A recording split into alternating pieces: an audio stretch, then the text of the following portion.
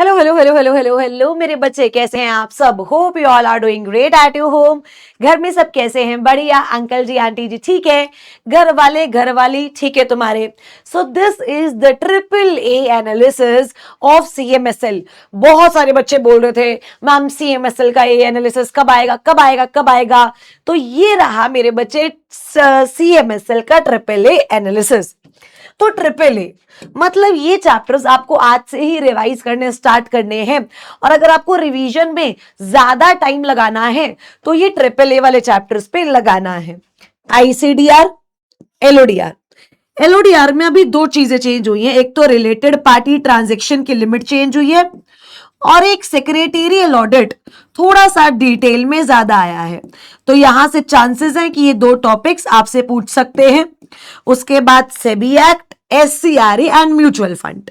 ये 5 चैप्टर्स ऐसे हैं जो आपको घोल करके पीने हैं। और इनके साथ चैप्टर 1 और चैप्टर 2 भी ऑलमोस्ट इसी कैटेगरी के हैं। अगर आपने ये चैप्टर्स कर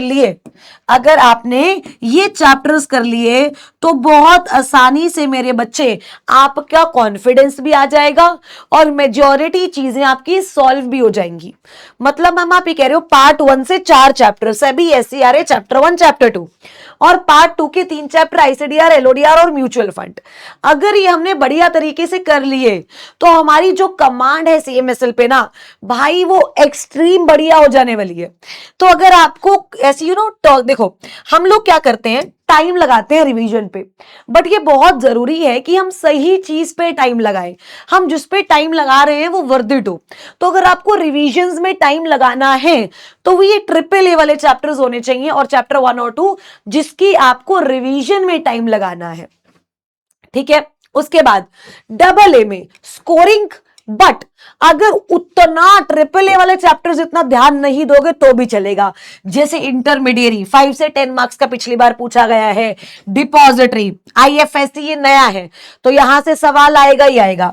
नॉन कन्वर्टेबल सिक्योरिटीज मैंने इसमें क्यों लिखा, बिकॉज इसमें ना अभी इन्होंने ईएसजी बॉन्ड्स नए डाले हैं। ठीक है, तो माइट बी पॉसिबल कि वो यहां से सवाल पूछ ले। और उसके बाद take over, take over is also very important. तो ये सारे डबल ए वाले चैप्टर्स ऐसे हैं जिनको आपको पढ़ना तो अच्छे तरीके से है बट ट्रिपल ए वाला टाइम नहीं लगाना। मतलब ये चैप्टर्स भी आपके अच्छे खासे एग्जाम्स में आ सकते हैं। इंटरमीडिएरी, डिपॉजिटरी, आईएफएससी है, उसके बाद नॉन कन्वर्टेबल सिक्योरिटी और टेक ओवर। उसके बाद जो ए में चैप्टर है अगर इनकी आप 1 से 2 बार रीडिंग भी कर लोगे ना तो भी सफिशिएंट होगा। जैसे insider trading, unfair trade practices, collective investment scheme, D listing, buyback और स्वेट इक्विटी वाला एम्प्लॉय बेस्ड शेयर जो बेनिफिट वाला टॉपिक है, इनको अगर आप एक बार रीड भी कर लोगे ना तो आराम से आपका पेपर निकल सकता है। मतलब आपको इन चैप्टर्स को तो देखो ऑब्वियसली अच्छे से टाइम से करके जाना है और ऐसा नहीं है इनको छोड़ करके जाना है, ऐसा नहीं है। इनको आपको हैंडी रखना है, मतलब आते हैं आपको ये भी हो। बिकॉज देखो डी लिस्टिंग, बायबैक पूरा प्रोसीजर वाला चैप्टर है बट इसके जो कंसेप्ट्स हैं वो कंसेप्ट्स आपसे पूछे जा सकते हैं। ठीक है, अब बायबैक में से न्यूमेरिकल आ सकता है। ठीक है, तो बायबैक वाला जो न्यूमेरिकल है वो आपको प्रैक्टिस करना है। उसके बाद म्यूचुअल फंड से भी न्यूमेरिकल आ सकता है। तो न्यूमेरिकल के जो चांसेस हैं मेरे बच्चे वो 2 चैप्टर से ज्यादा बन सकते हैं। एक तो म्यूचुअल फंड वाले चैप्टर से और दूसरा बायबैक वाले चैप्टर से। ठीक है, अगर आप सीएमएसएल में इस तरीके से करके जाते हो रजे तो बहुत इजी तरीके से आपका सीएमएसएल कंप्लीट हो जाएगा। बस ये जो मैंने एनालिसिस बताई है इसको याद रखना है और इस पे स्टिक रहना है। क्या इतनी बात समझ आई?